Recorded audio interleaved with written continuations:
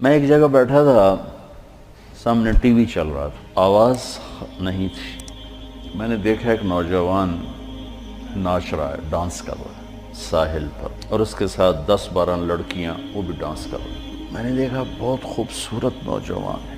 مجھے خیال آیا یہ جو اتنی بڑی گمراہی میں ہے اس کو ہدایت کیسے ملی،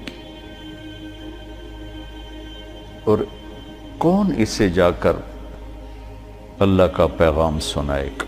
یہ وہیں بیٹھے بیٹھے ایک اس کی خوبصورتی اور جوانی پہ رحم آیا، ایک اس کے پلٹا کھانے کو میں نے بہت مشکل سمجھا۔ خیال آ کے گزر گیا، میں وہاں سے اٹھ گیا۔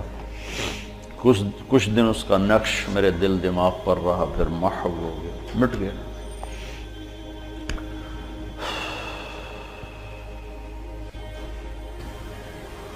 کراچی کا اجتماع تھا ستمبر میں، تو انہوں نے میرے لیے ایک چھوٹا سا خیمہ بنایا ہوا تھا کراچی والوں نے، تو میں وہ خیمے میں بیٹھا ہوا تھا، تو ایک نوجوان میرے پاس آیا کہ جی پاکستان کا ایک مشہور گلوکار ہے، اس کا نام ہے جنید جمشید، میں آپ سے ملانا چاہتا ہوں۔ میں نے کہا کدھر ہے؟ کہ میرے ساتھ ہے۔ میں نے کہا تم کیسے جانتے ہو؟ کہ میرا کلاس فیلو تھا۔ میں نے کہا لے آؤ۔ تو وہ اس کو جب لے کر آیا تو اس نے چہرہ چھپایا ہوا تھا، مجمع کی وجہ سے شاید چہرہ پورا سے چھپایا ہوا۔ میرے سامنے آ کے بیٹھا اور یوں کھولا تو وہ وہی نوجوان جس کو میں نے اسکرین پر ناچتے دیکھا تھا۔ میں نے کہا آپ کا نام؟ کہا جی جنید جمشید۔ میں نے کہا کیا کرتے ہو؟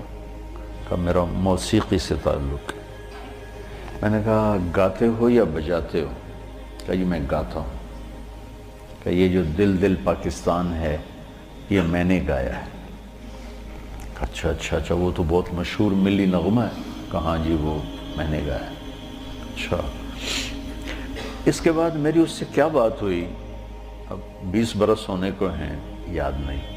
تاثر یاد ہے کہ اس نے آگے کیا جواب دیا۔ کہنے لگا میرا جی چاہ رہا ہے آپ بولتے رہیں اور میں سنتا رہوں۔ مجھے لگ رہا ہے جیسے کوئی میرے زخموں پہ مرہم رکھ رہا۔ میرا ایک اور دوست بھی ہے، میں چاہتا ہوں میں اس کو بھی لے کر آؤں، سلمان، وہ بھی آپ کی باتیں سنیں۔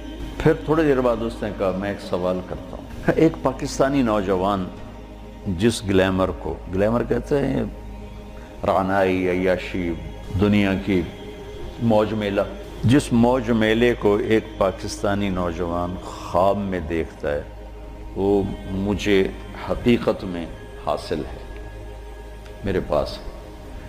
لیکن اس کے باوجود میرے یہاں اندھیرا ہے۔ کیا یہ میرے یہاں اندھیرا ہے، یہ دل خالی ہے۔ مجھے یوں لگتا ہے میں وہ کشتی ہوں جس کا کوئی ساحل نہیں، جس کا کوئی گھاٹ نہیں، بے منزل مسافر ہوں۔ اچھا، بے منزل مسافر ہوں، یہ ایسا کیوں ہے؟ میری تو ہر خواہش پوری۔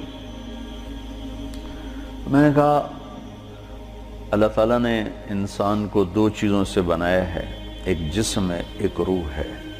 ان دونوں کی ضروریات الگ الگ ہیں۔ جس کی ضرورت پوری نہیں ہوگی وہ فریاد کرے۔ جسم کو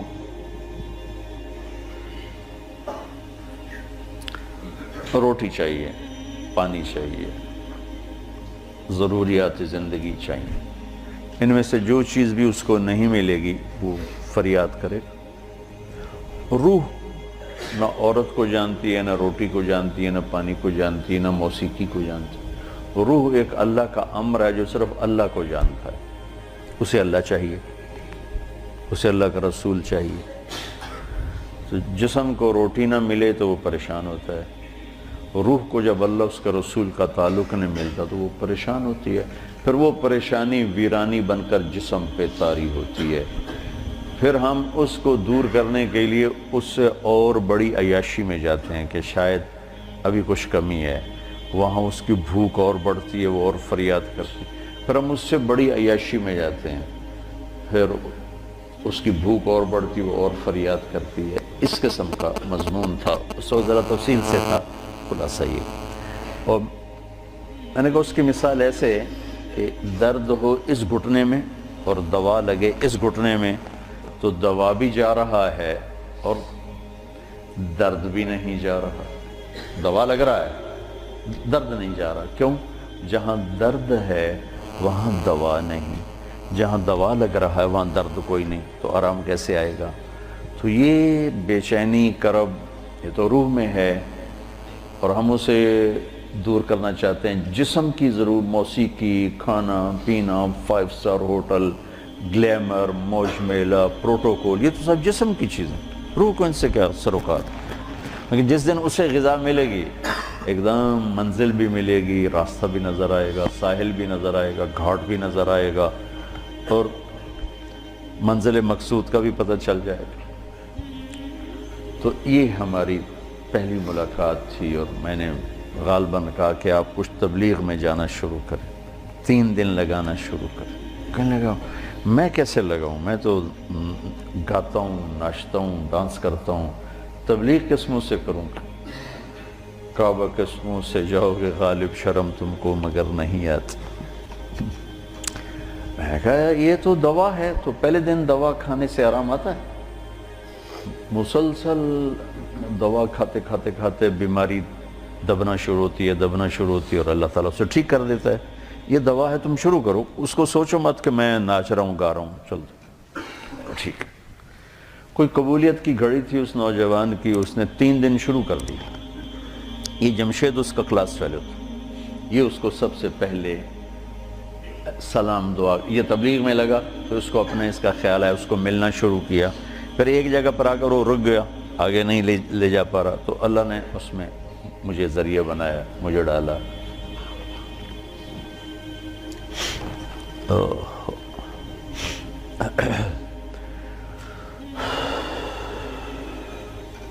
نومبر 1997 میں 4 مہینے کے لیے میری تشکیل ہوگی امریکہ، مستورات کی جماعت، میں اور اہلیہ اور لاہور کی جماعت تھی۔ میں لاس اینجلس میں تھا، تو میں نے اسے فون کیا، تو اس زمانے میں یہ CLI پر نمبر نہیں آتا تھا، تو اور یہ اتنے موبائل فون یہاں اتنے تھے بھی نہیں، دوسرے فون تھے، تو میں نے اس کا فون نمبر لے لیا تھا، تو میں نے اسے لاس اینجلس سے فون کیا۔ کہنے لگا آپ کہاں سے بول رہے ہیں؟ میں نے کہا میں امریکہ میں ہوں، لاس اینجلس میں۔ کہنے لگا نہیں، میں نے کہا وہیں سے ہوں۔ کہا قسم اٹھائیں، قسم اٹھائیں۔ میں نے کہا چھوٹی سی بات پہ کیسے قسم اٹھاؤں؟ کہا نہیں یہ بہت بڑی بات ہے۔ میں نے کہا کیوں؟ اب میں ساری دنیا پھرتا ہوں، کبھی اپنی بیوی کو فون نہیں کیا، اب مجھے فون کیسے کر رہے ہیں؟ میں نے کہا یار تم سے محبت ہو گئی تھی اس لیے فون کر رہا ہوں۔ بس اس ایک فون نے نا اس کے دل میں میری محبت ڈالی۔ میں جب یہ حج پہ جاتا ہوں، میرا 60-70 ہزار روپیہ صرف فون کا بل ہوتا ہے، 3000 تقریباً ریال میرا ہر سفر میں 15-20 دن میں میرا فون کا ہوتا ہے کہ میں ایسے فون کرتا رہتا ہوں۔ وہاں کا فون وہ ہزاروں بیانوں سے بڑھ کر ہوتا ہے۔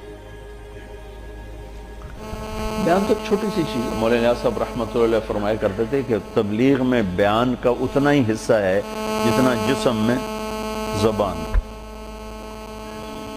6 فٹ کے جسم میں 5 فٹ 10 انچ 8 انچ کے جسم میں 2 انچ کی زبان ہے، اتنا ہی تبلیغ میں زبان کا حصہ ہے، بول کا، بیان کا۔ باقی لوگوں کو دل لینے کے لیے پتہ نہیں کیا کیا جتن ہے، تو اس پر اتنا اثر ہوا اس بات کا کہ انہوں نے مجھے امریکہ سے فون کیا۔ تو پھر میں اسے پورے سفر میں فون ملاتا رہا، اب یہاں ہوں، اب یہاں ہوں، اب کیا حال ہے، اب کیا حال ہے۔ تو اللہ نے اس کے دل میں میری محبت ڈال دی۔ پھر وہ چلے کے لیے نکلا، پہلے اس نے چلے لگایا، 3 چلے نے چلے لگایا۔